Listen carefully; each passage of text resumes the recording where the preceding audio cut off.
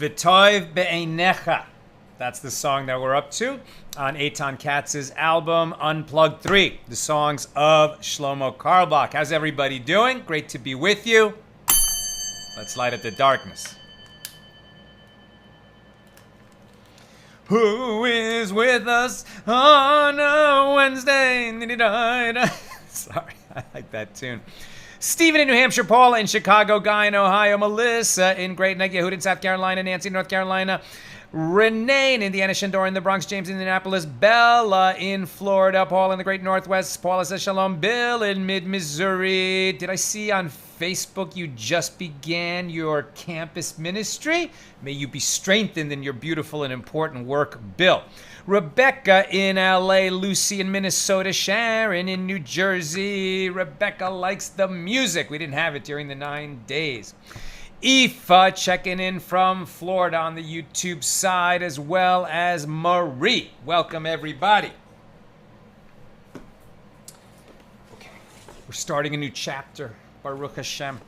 We are in chapter 4 here in Tractate Kesubos, the 15th volume of the Talmud, generally the laws of marriage contracts. Chapter 3 was all about how if a woman who is, whether she's a virgin or not a virgin, receives a different minimum value in that marriage contract, right? She's entitled to a payment when the marriage ends. And if she enters the marriage as a virgin, that has a higher minimum value than if she doesn't.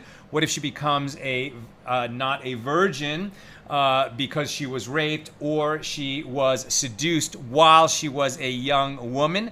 Not a minor, but not an adult, still under the authority of her father. Here, as we enter chapter 4, we're continuing that discussion a little bit, but from a different perspective, right? So if she was raped, if she was seduced, okay, there are these payments that are coming in.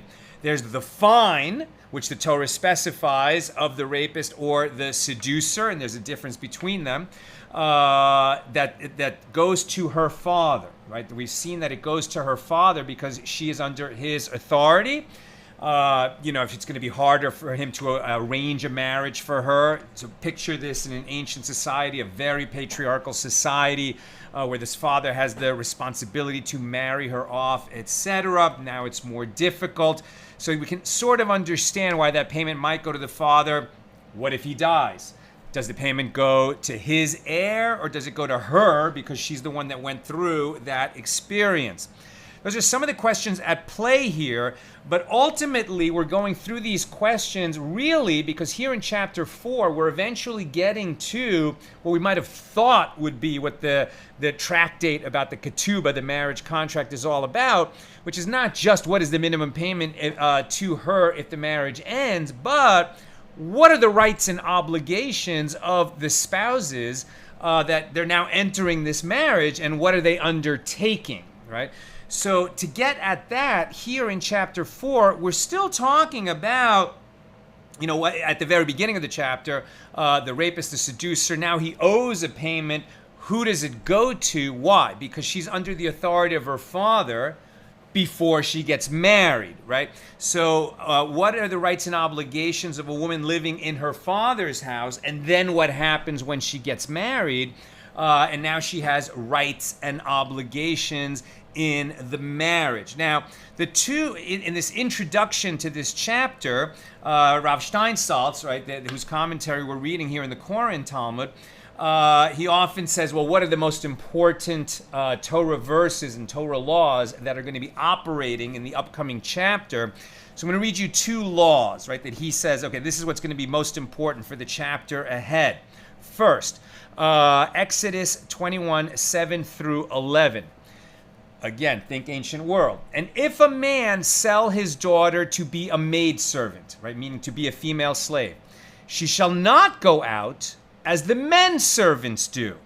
So right away, the Torah is making a distinction, and the sages will amplify this distinction between what happens to a woman and what happens to a man when they enter slavery. Why? Because if this is a Jewish slave being purchased or going into slavery with a Jewish master, First of all, he can't enslave them forever. And second, if he brings a woman in as a slave, well, he might decide to marry her.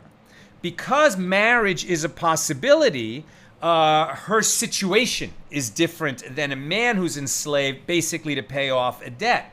So if a man sell his daughter to be a maidservant, she shall not go out as the men servants do. If she does not please her master, who has espoused her to himself, right? So this master bought her and married her, or bought her and betrothed her, bought her with the intention of marrying her. So what's going on then? So if she does not please her master, who has espoused her to himself, then he shall let her be redeemed. He shall have no power to sell her to a foreign people, seeing that he has dealt deceitfully with her. He told the father that he was purchasing her in order to marry her. Now he's not going through with it, so he has to just release her. She can't remain his slave in that situation. And if he espouse her to his own son, then he shall deal with her after the manner of daughters. He might have purchased her as a slave, but he shall treat her as any daughter of Israel, not as a slave. And if he take another wife for himself, her food, her clothing, and her conjugal rights, he shall not diminish. He might have purchased her as a slave in order to marry her, and then he married her. If he married her, it makes no difference that he purchased her as a slave. Once he marries her, she's his wife in every way. And in fact, she's his first wife, or at least an earlier wife. And if some later wife comes along at a time when men were permitted to have multiple wives, that changed about 1,000 years ago. But if he takes another wife, he shall in no way diminish the rights of the one that he married first. That's a little bit reminiscent of what happened to Leah and Rachel, right? Jacob married Leah first, even though he loved Rachel. And then Leah, just felt very slighted when she was in what was for her a loveless marriage, because it's her sister that Jacob really loved. He had obligations to Leah that were equal to the obligations to Rachel. Made no difference what his emotion was in that situation. And so if he takes another wife for himself, her food, her clothing, and her conjugal rights, he shall not diminish. And if he does not do these three for her, then she shall go out for nothing without money. She may have been purchased as a slave, but he married her. If he now neglects his obligations to her, she's released from that marriage. She'll need a bill of divorce, but she can get that bill of divorce by right. And the fact that she was initially enslaved, meaningless. She goes out without having to pay for her freedom. The second law that's operating in this chapter: if a man take a wife, and he go in unto her, and he hate her, and place wanton charges against her, and bring up an evil name upon her, and he says, I took this woman, and when I came near to her, I did not find in her the signs of virginity. Right? Not because she wasn't a virgin, but because he's defaming her. He's trying to get out of this marriage, and the way he's going to do that, he's going to tell a lie about this woman that she wasn't a virgin, which, is an incredibly harsh accusation with big ramifications in that society. So, then what are they going to do? Then the father of the young woman and her mother shall take and bring forth the signs of the young woman's virginity to the elders of the city in the gate. And the young woman's father shall say to the elders, I gave my daughter to this man as a wife, and he hates her, and he has placed wanton charges, saying, I did not find in your daughter the signs of virginity.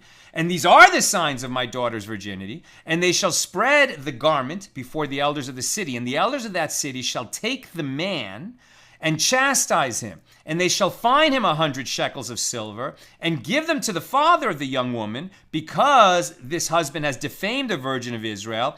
And she shall be his wife, and he may not send her away all his days. He may never divorce her. Similar to the outcome when a man rapes a young woman, and he has to pay the fine, and unless there's some other law preventing him from marrying her, he must marry her if she wants that, and her father wants that.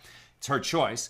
But if she chooses to be married to the rapist, or she's already married to this man who now is seeking to defame her, then those husbands lose the right ever to divorce her, and they must, give her subsistence, right? Support her financially forever, right? For all the days of his life, he's going to have to make a financial contribution.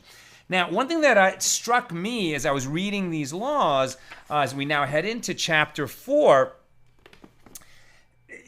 we live in a time that's so my body, my choice, and never defame a woman, and a woman's sexuality is hers. Obviously, no man has a right to say anything about it. Any kind of harassment, rightfully, and especially physical harassment, assault, rape, etc., has to be dealt with very harshly under the law. But there's also this principle underlying these laws, I think, at least in that ancient society, and you might think about whether some of these principles are still at play. And there's this idea, right, that the Jewish people, they're like, they're like a Navy SEAL team on a mission, right? What do I mean by that? It's like this whole people, Am Yisrael, the nation of Israel, the children of Israel, the Jewish nation.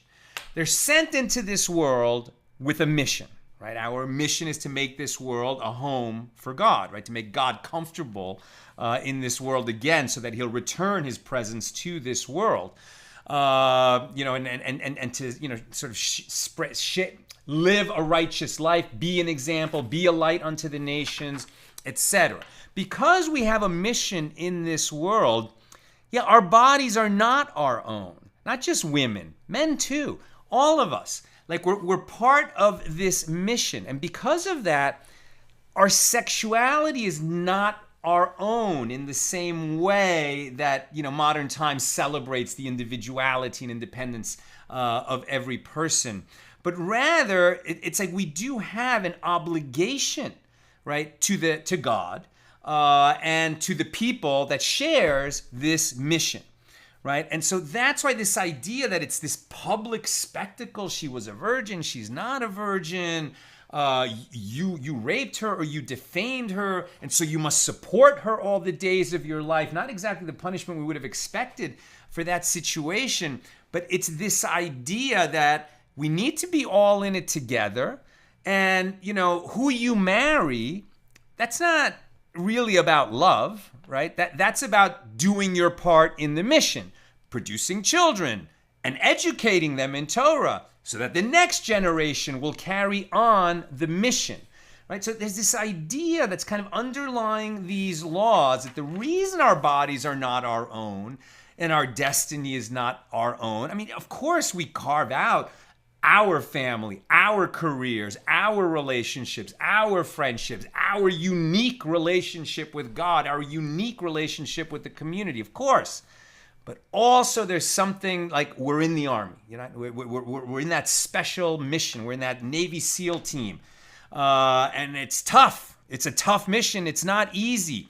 And so, just like the astronaut on the moon shot, he's the only astronaut in that rocket, perhaps, but he's not going to go smoke a cigarette there, and possibly do a little bit of harm to himself, because he's got this vast team that's with him also, right? And so, we don't hurt ourselves, we protect our families, and everybody is joined in this mission. So see if we can kind of keep that principle in the back of our minds as we hear about these laws. And so, and who is being penalized how, right? So just keep that in mind. All right. Mishnah number 1 here in chapter 4 seems to be a continuation of chapter 3, but not quite.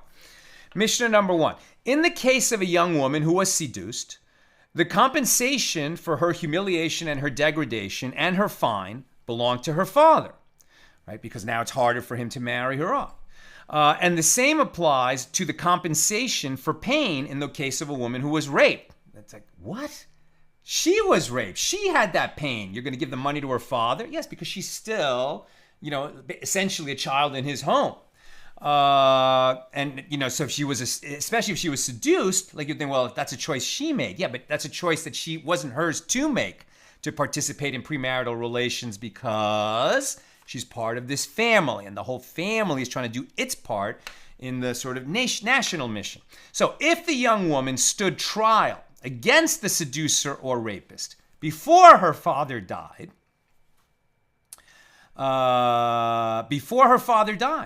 then these payments belong to her father as stated above. Okay, so the payments go to her father. So as long as he's alive, the payments go to her father. But if the father died before he collected the money of the rapist or the seducer, well, then these payments belong to her brothers, meaning to the heirs of her father, right? Boys inherit in the ancient world before girls do. If there are no boys, then the girls inherit. And in fact, the oldest inherits the double portion.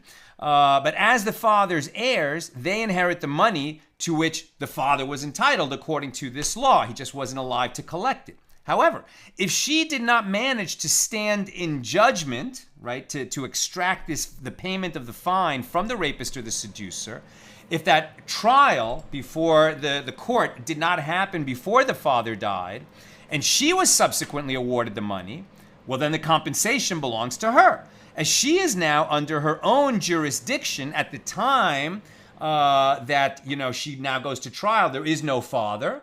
So her brothers don't stand in for the father in terms of this. Now she's under her own authority, and therefore the payment goes to her. If she stood trial before she reached majority, before she became an adult, the payments belong to her father. And if the father died, they belong to her brothers who inherit the money, notwithstanding the fact that she has become a grown woman since the trial. But if the trial didn't happen before she became an adult, then the money belongs to her. So it's not so much when the crime happened as when the trial happened. And Rabbi Shimon says, even if she stood trial in her father's lifetime, but did not manage to collect the payments of the fine from the rapist or the seducer before the father died, then the brothers do not inherit the money. It belongs to her. By contrast, and now we're on 42a, that was 41b a moment ago. By contrast, with regard to her earnings and the lost items that she has found, although she has not collected them, right? In other words, a child who's hired out for child labor, that money goes to the parent in the ancient world, right? So with regard to her earnings and the lost items that she has found that were, not claimed by anybody, and so it goes to the finder, but she was a child in her father's house, so although she has not collected those payments yet, for example, she had not yet received her wages, if the father died, they belong to her brothers, as those payments are considered the property of their father, as he was entitled to them before he passed away. Now, we'll see, is this just a technicality? Okay, a payment was due, a rape happened, it was, the rapist was convicted or the seducer was convicted, so now he became liable to pay the money. And then before he was tried and convicted, the father died, or the girl became an adult, or he was tried and convicted, but before he actually handed over the money, the father died, or she became an adult. Does that change who the money goes to? So now we're really going to be talking much more about the law of sort of, civil procedure and payment of damages and timing of that payment. But let's try to keep in mind what are the underlying principles that are at work here. Here's the Gemara. So the Gemara asks, what is the Mishnah teaching us? We already learned this in the Mishnah in the previous chapter. The seducer pays 3 types of indemnity, and the rapist pays 4. The seducer pays compensation for his victim's humiliation and her degradation, and the fine that the Torah imposes on a seducer, and the rapist pays those 2 types of damages and the fine and an additional payment compensating her for the pain that she suffered. So the Gemara answers, well, our Mishnah here in chapter 4, it is necessary to teach that the money is given to her father. The Gemara asks, well, it is also obvious that the money goes to her father from the fact that a seducer pays these types of indemnity, as if one claims that the money goes to her, why would the seducer have to pay her at all? Because she acted with her own consent. She participated in the seduction, right? Obviously, the seducer must be paying to her father. He wouldn't be paying to her because she participated in the crime. And the Gemara answers, it was necessary for the Mishnah to mention these cases in order to address the case where she stood for judgment before her father died, and then he died before collecting payment. In this case, there is a dispute between Rabbi Shimon and the rabbis as to whether the sons inherit these payments from the father or whether the money belongs to the young woman. who is entitled to the payment of the fine or the payment of the damages in the case where the father has died either before the trial or after the trial and before the payments were made. We see there's a dispute between Rabbi Shimon and the rabbis. We're going to come back to that dispute. Now we're going to do the analysis.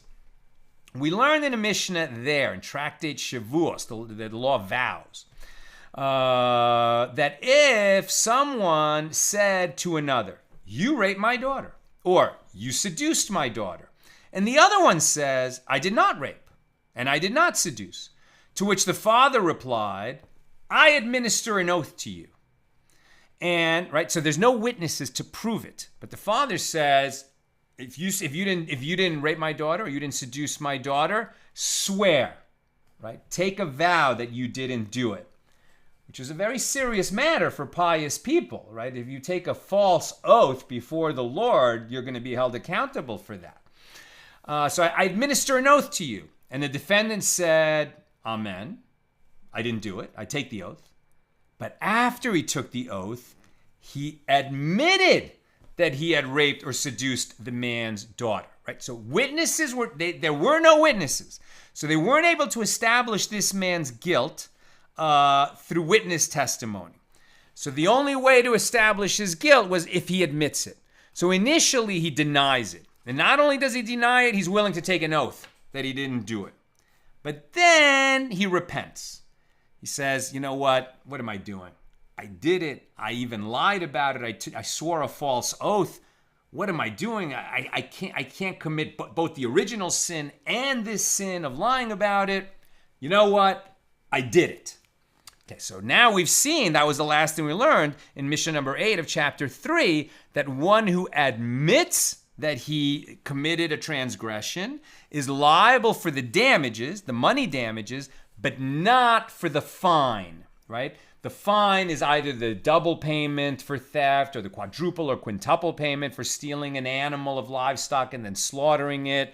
Or in the case of, they had a discussion about it when your ox kills a slave, right? So, or if you're, the distinction between a fine and damages, right? Damages is whatever the victim is out of pocket.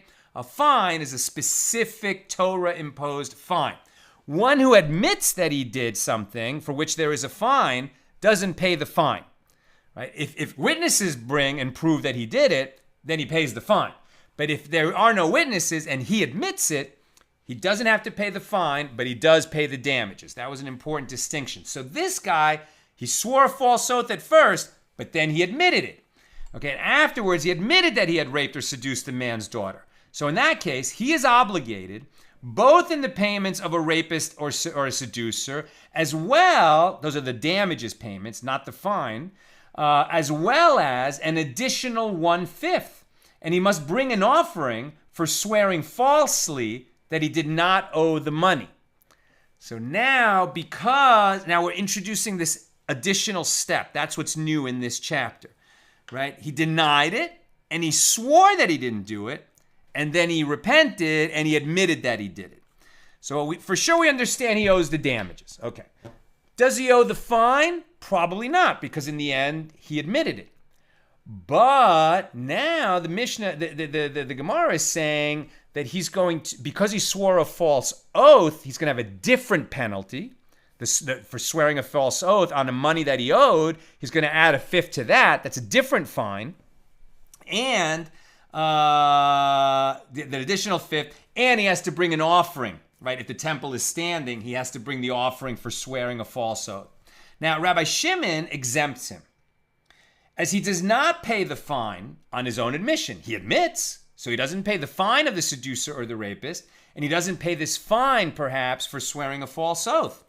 The accused individual is not considered to have taken a false oath in denial of a monetary charge, because he would not have been obligated to pay the fine on the basis of his own admission of the guilt. Once he admits, he doesn't have to pay the fine, only the damages.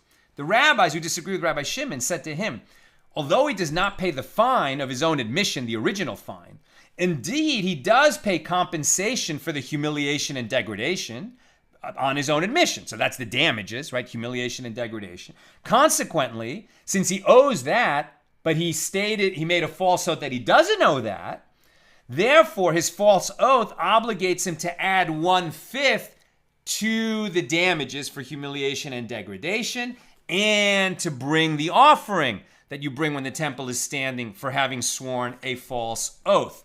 And this concludes the Mishna that we're bringing to explain. So in light of this Mishna, Abaye raised a dilemma before Rabbah. With regard to one who says to another, you raped my daughter, or you seduced my daughter, and I made you stand in judgment for your actions, and you were found obligated to pay me my money, but you did not do so.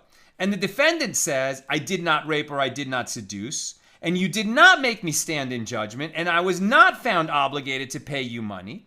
And the defendant took an oath that he was telling the truth, and subsequently admitted his guilt. First of all, okay, so what happened? This guy raped, Joe raped Tom's daughter, okay? So Tom, brought the accusation to a court. Witnesses came and they proved it. Right? However it happened, it was adjudicated and he was found guilty. So at that point, the rapist owes the fine, he owes the damages, the whole thing. If the father and the daughter want, he also has to marry her. Maybe they didn't want that. But they want the payment of the fine and the damages. Okay, but maybe that rabbinic court was a traveling court and they left town. And then this guy says, you know what? Nobody's going to enforce this. I'm not going to pay. So some time passes, and now the girl's father comes again. He says, you raped my daughter. I brought you to trial. You were found guilty. You became liable to pay, and you haven't paid me. Pay! So he brings him to another court. Now in this second court, the guy says, I didn't rape the daughter. I didn't go to a first trial. I wasn't found guilty. I didn't become liable. I'm not going to pay. And then he repents for having sworn this false oath that he never raped, that he never went to trial, that he never was found liable. And he says, you know what? All those things happened. I raped, I was brought to trial, I was found liable, and I didn't pay. So now what is the status of that at this point? What then?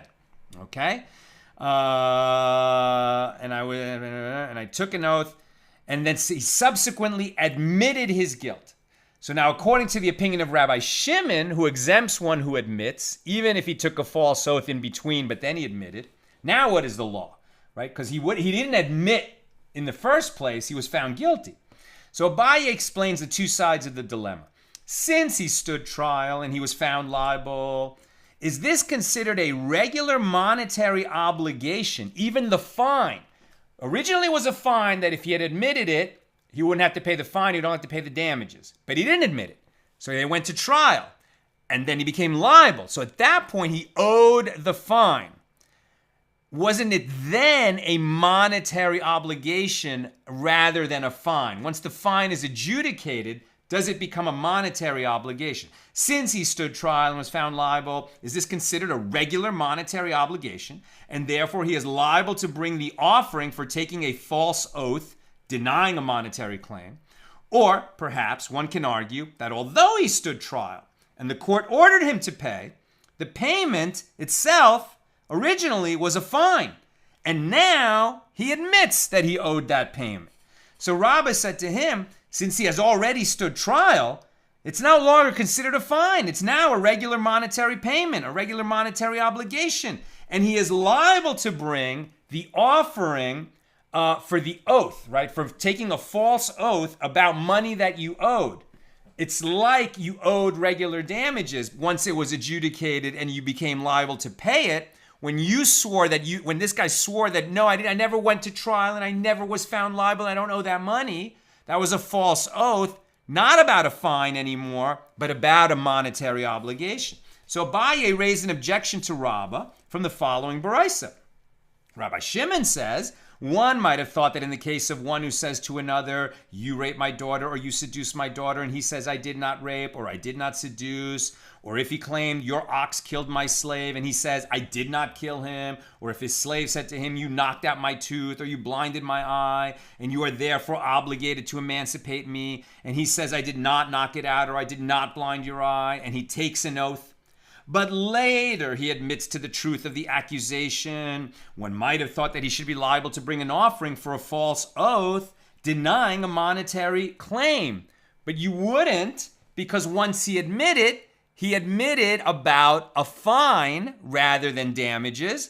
And so by his own admission, he skates on paying the fine since he admits it, even though he took a false oath in between, and he's only liable for damages, not for fines. Therefore, with regard to the offering for a false oath in denial of a monetary claim, the verse states, if anyone sin and commit a trespass against the Lord and deal falsely with his neighbor in a matter of a deposit or of a pledge or of a robbery, or have oppressed his neighbor or have found that which was lost and deal falsely with it, and he swear to a lie.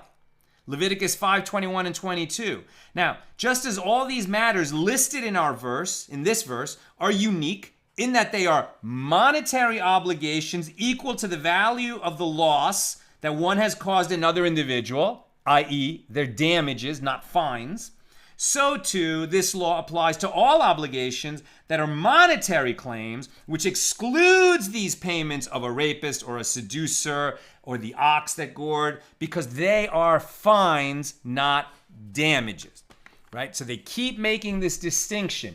If you owe damages because you caused somebody a loss, and then you swear that you didn't do it, and then you admit that you did it, so you have to bring the sin offering, the special offering for swearing a false oath, and you have to pay the damages that you owed, probably plus a fifth.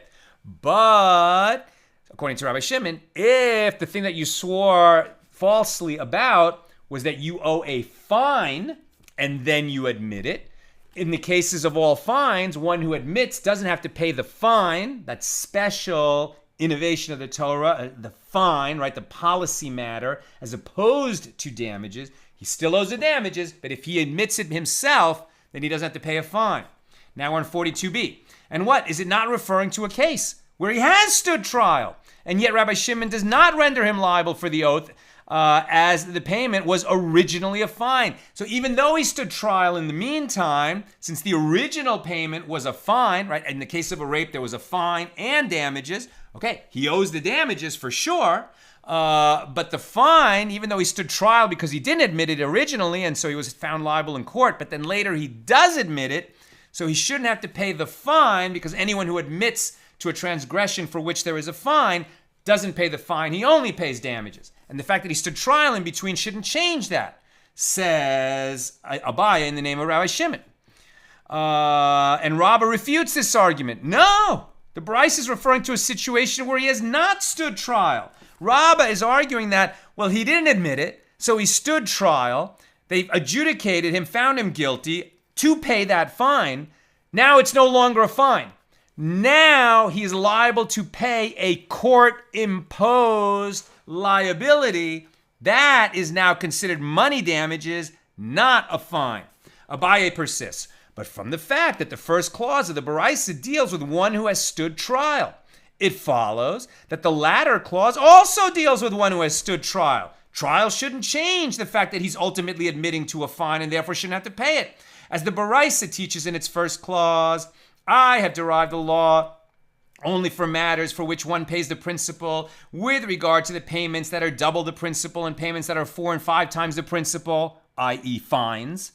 And those payments of the rapist and the seducer and the defamer, from where is it derived that all these are included in the liability to bring an offering for falsely taking an oath on a deposit? And the verse states, if anyone sin and commit a trespass, ma'ala ma'al, this doubling, and the double usage of the word trespass serves to amplify and include any false oath taken in denial of monetary liability. So Abaye analyzes this statement. Okay, what are the circumstances? If this is referring to a situation when he has not stood trial, Is there a double payment? In that case, everyone agrees that one who admits his guilt is exempt from the double payment because the double payment is a fine. He only pays the damages. And yet, the obligation is mentioned in the Baraisa. Rather, it is obvious that the Baraisa is referring to a case where it is claimed that he has already stood trial and he was declared liable to pay the double payment, and the accused individual denies this claim. And so Abaye summarizes his question, and from the fact that the first clause of this Baraisa deals with one who has stood trial, the latter clause also deals with one who has stood trial, and even so, Rabbi Shimon does not deem him liable to bring an offering for his oath. Abaye is saying, Rabbah, you're wrong. The fact that he stood trial and was held liable to pay that fine didn't convert the fine into monetary damages. The fine was a fine, and since he later, after standing trial, admits that he did it, so he doesn't have to pay the fine. We don't like it, right? Instinctively, we don't like it. He didn't admit it in the beginning. Are we going to say that people who don't admit that they owe a fine, then they're brought to trial, and they're found liable to pay the fine, and then they say, okay, I did it, and now they don't pay the fine?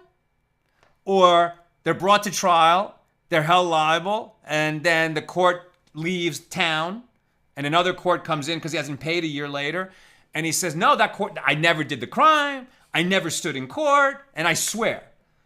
And they says, you know what, the truth is I did it. I did the crime, and I did stand in court, and I was found liable, and then they told me to pay. And so because of that, he's going to now skate on paying the fine portion of these payments and only pay the damages. It doesn't feel right.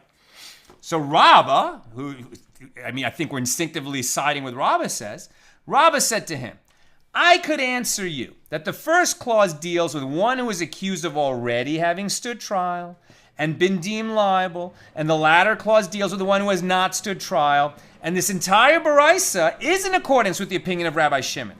According to this answer, Rabbi Shimon concedes that after one has been deemed liable in court, the double payment does attain the status of a regular monetary obligation rather than a fine, and therefore, in the first case in the Baraisa, he is liable to bring an offering when the temple is standing, and a payment for his admission. But I will not answer you a far-fetched answer, for if it is so, that the entire Baraisa represents the opinion of Rabbi Shimon, you could say to me, let the Tana of the Baraisa either teach explicitly in the first clause, Rabbi Shimon says, or let him teach in the latter clause, this is the statement of Rabbi Shimon.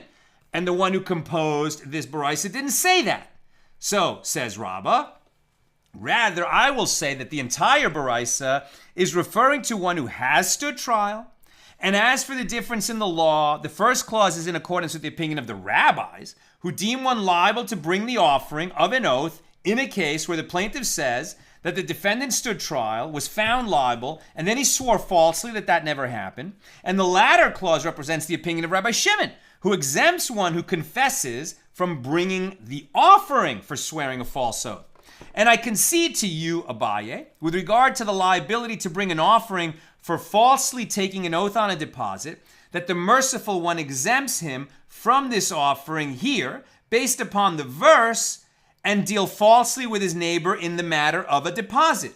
Leviticus 5:21, right? One who is holding money for a friend, and then when the friend comes to collect it, this guy says, I never had your money, and I swear I never had your money. And then it turns out that's a false oath. He has to, pay it, maybe pay it plus a fine, and he brings an offering for swearing a false oath. But maybe that doesn't apply here, which indicates that one is liable to bring an offering only if he lied about a claim that was originally a monetary obligation, and maybe a fine doesn't get converted to a monetary obligation just because one is found liable in court. And when I say, Rabbah speaking, that Rabbi Shimon maintains that after one is declared liable in court, his obligation to pay is considered a regular monetary payment rather than a fine, that is not to say that he is liable to bring an offering for falsely denying a monetary claim, but rather to say that the recipient of the payment bequeaths it to his sons, right? If you are owed money from a defendant who was found liable in a court of law, and you die, and then the money gets paid, who does that money go to? It goes to your heirs.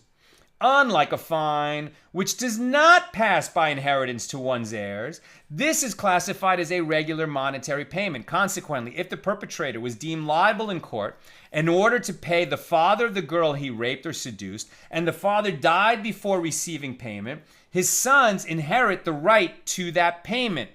Normally, a fine is only paid if the Torah stipulates that a fine is paid. It's paid, let's say to the victim. But if the victim dies, the right to that fine doesn't pass to the heirs unless that fine is somehow transformed into a monetary obligation, right? If I borrow money from you and then I don't pay it back for a while and then you die, God forbid, then when I finally do pay back the loan, I'll pay that to your heirs. But if I harm you in such a way that I owe you a fine and damages, the damages will be inherited by your heirs, but the fine won't. Abaye raised an objection to this last point from the Mishnah. Rabbi Shimon says, if the daughter did not manage to collect the payments before the father died, they belong to her. So the fine that would have gone to the father now goes to the daughter. Didn't she inherit the fine?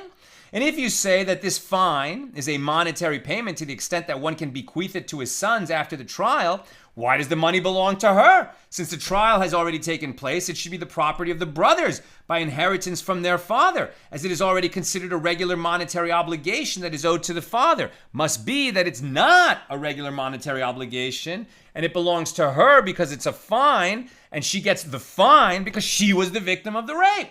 Rava said, this matter was difficult for Rabbah and Rav Yosef for 22 years without resolution until Rav Yosef sat at the head of the academy and he resolved it in the following manner. There, in the case of a rape, it is different. It is different to say that this money that is owed to the father, and then the father dies, who are we going to give it to? Are we going to give it to the brothers because it was somehow money that became, due to the father while he was alive and then he died, and so therefore just goes to his heirs? Maybe in the case of a loan or payment for crops, okay. But when it's a fine for a rape and even the damages for humiliation and degradation and pain, which are monetary obligation, still they're associated with this horrific underlying crime, the rape. And if the father dies before that money is paid, no, it doesn't go to the brothers. It goes to the victim of the crime. It goes to the daughter. Right? So there, in the case of rape, it is different. As the verse states, and the man who laid with her shall give the young woman's father 50 shekels of silver, from which it is inferred the Torah entitled the father to this money only from the time of giving. He shall give the father. Consequently, if the father dies before receiving the money, he does not bequeath his right to the money to his sons. Only once he's received the money becomes part of his estate that could pass to the sons. But before he receives the money, no. Instead, the daughter is considered to take her father's place as the plaintiff because she was the victim and the money is paid to her. In the ancient world, that was an incredible feminist innovation, taking care of women in a way that was unimagined prior to this law coming into the world. And when Rabbah said that the fine imposed by a court is considered a regular monetary obligation with regard to one's ability to bequeath it to his sons, he was not referring to this particular case of a rapist or a seducer, but only to other fines, which do have the status of regular monetary obligations after the court delivers its verdict. Yes, after somebody is found liable in court to pay a fine to somebody that he could have got out of it by admitting that he committed the transgression, but he didn't. He was brought to court, he stood trial, he was found liable. Then he owes the fine and he hasn't paid, and then the one to whom it is owed dies. Yes, the right to that money passes to his sons. But not in the case of a rape or a seduction, because it's this woman, this young woman, who is the victim of that crime, and the money goes to her. Special case, says Rabbah. The Gemara asks, and we're almost done, so if you have questions or comments, get them in. The Gemara asks, wait a minute. However, if that is so, that the verb give is explained in this manner, With regard to an ox that killed a slave, where it is written, he shall give to their master 30 shekels of silver, so right, which is a fine, right? Because any slave, no matter what his value, what age, what gender, what his skills, is he like a highly skilled slave who's a diamond cutter, or a lowly skilled slave, who just does simple needlework? No matter what, if an ox kills a slave, and it's an innocuous ox, right? Not the habitual gorer. It wasn't foreseeable that this ox would kill a slave, so it's a tragic accident. But that slave did belong to somebody. So the Torah says in all those cases, no matter what kind of slave, 30 shekels. Since it's not reflecting actual out-of-pocket loss of the slave owner, it's considered a fine and not damages. Well, that verse says the owner of the innocuous ox that killed a slave, he shall give to their master 30 shekels of silver. The word give, same word give, like the rapist shall give to the father.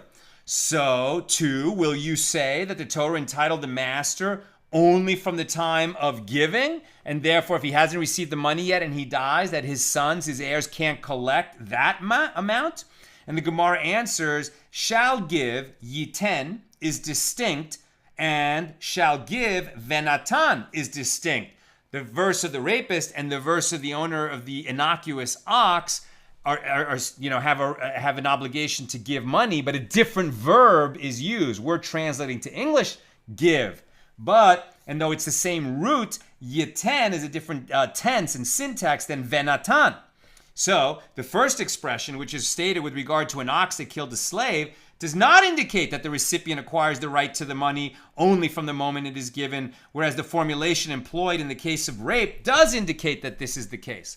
So the Gemara raises another difficulty, right? They're being very thorough because they're saying, you're trying to produce an equitable outcome. We understand your heart is in the right place, but be careful how this law, the precedent that you establish, will produce unintended consequences in other areas of the law. That's why the Gemara is being so careful. So the Gemara raises a difficulty. If so, that the main source for this halacha, this law, is the phrase shall give venatan, when it was taught in the Baraisa that a man who rapes or seduces a woman is not liable to bring the offering for a false oath in denial of a monetary claim, rather than saying that this is derived from the fact that the verse states and deal falsely, he should have said that it is derived from the fact that the verse states shall give, as this is the phrase that teaches that the payment is considered a fine even after he has stood trial. And in answer to this question, Rava said, when it was necessary to cite a proof from the expression and deal falsely, it was with regard to a situation where the young woman's case was brought to trial and the court ruled in her favor, and then she became an adult and subsequently died before the money was paid. She died. So the reason that and deal falsely is necessary in that case is because there, when the father inherits, it is from her that he inherits. The father inherits from the daughter because she didn't leave an heir. So it goes to her father. That's the next heir, right? When somebody dies and they don't leave children, if their father is alive, the father inherits.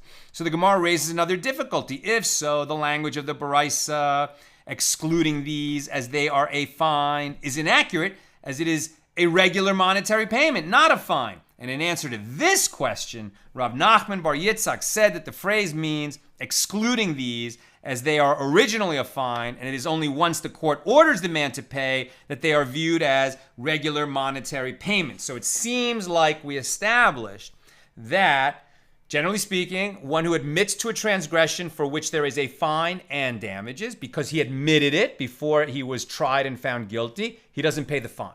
He does pay the damages. If he was brought to trial and he then was adjudicated and found liable, so now the fine becomes monetary damages, and the one to whom they are owed, if he dies, that obligation or the right to that income goes to that person's heirs.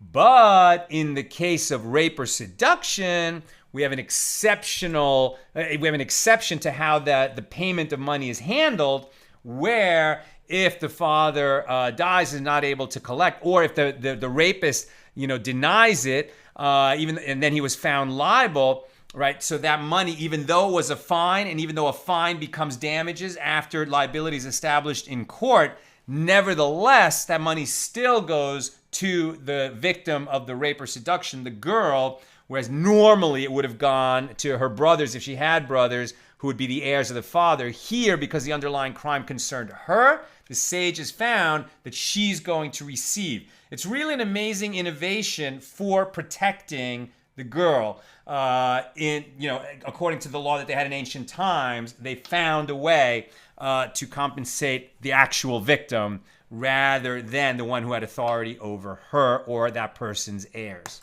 Okay. Questions or comments? On Kesubos, page 42. Calcicanedo.